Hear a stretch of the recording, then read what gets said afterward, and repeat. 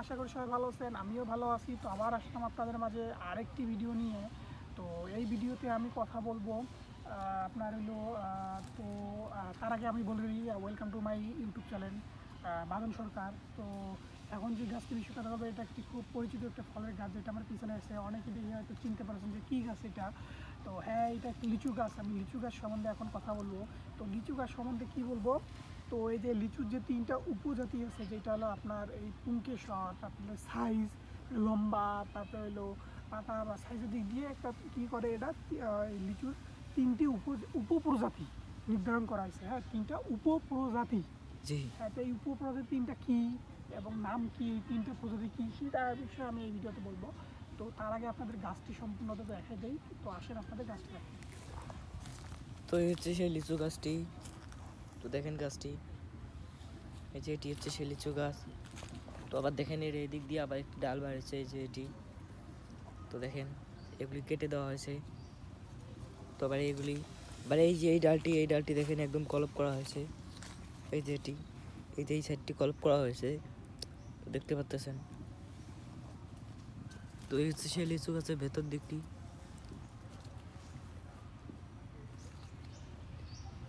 তো দেখতে পাচ্ছেন সেই লিচু গাছের ভেতরটি দেখেন, অনেক ঝোপঝাড় দেখা যাচ্ছে। দেখেন তো দেখলেনই যে গাছটি দেখলেন। তো এই গাছটির তিনটা উপপ্রজাতি আছে। তো তিনটা উপপ্রজাতির নাম হইলো একটা উপপ্রজাতির নাম হইলো কিনেসিস, আরেকটা উপপ্রজাতির নাম হইলো ফিলিপেনেসিস, আরেকটা উপপ্রজাতির নাম হইলো জেবেসিস। তাহলে কী নাম? প্রথমটা কিনেসিস, দ্বিতীয়টা ফিলিপিনেস, তৃতীয়টা হইলো জেবেসিস। তো এই ফিলিপিনিস কী, সরি, তারপরে হইলো আপনার জেবেসিস কী, তারপরে কিনেসিস কী, এইটা আমি এখন বলবো আপনাদের। হ্যাঁ, যে এই তিনটা কী। তো প্রথম বলতেছি হলো কিনেসিস। তো কিনেসিসটা হলো একটা বাণিজ্যিকভাবে উৎপাদিত হওয়া কিন্তু একমাত্র লিচু, যেটা বাণিজ্যিকভাবে উৎপাদন হয়, এটাই একমাত্র লিচু যেটার নাম হলো আপনার কিনেসিস। হ্যাঁ, তো বাকি যে দুইটা প্রজাতি সেটা বাণিজ্যিকভাবে উৎপাদন হয় না, শুধু এইটা একমাত্র বাণিজ্যিকভাবে উৎপাদন হয়। তো এইটা দক্ষিণ চীন, উত্তর ভিয়েতনাম এবং কম্বোডিয়ায় জন্মে থাকে এইটা। এই কিনেসিসটা এইসব দেশগুলোতে এটা জন্মে। তো এই ডালগুলো হবে চিকন, ফুলগুলো 6 পুংকের বিশিষ্ট এবং ফলগুলো বাইরে থেকে মসৃণ অথবা 2 মিলিমিটার বা যেটা বলা হয় 0.079 ইঞ্চি পর্যন্ত স্ফীত হয়ে থাকবে। এটা হলো কিনেসিস। আর আরেকটা হলো ফিলিপেনেসিস।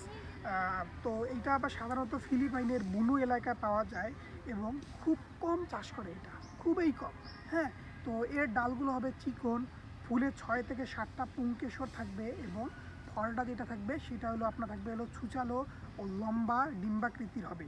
তো ফলের আবরণ হবে 3 মিলিমিটার, যেটা হলো 0.12 ইঞ্চি পর্যন্ত এটা স্ফীত থাকবে। আরেকটা হলো আপনার হলো জেবেসিস।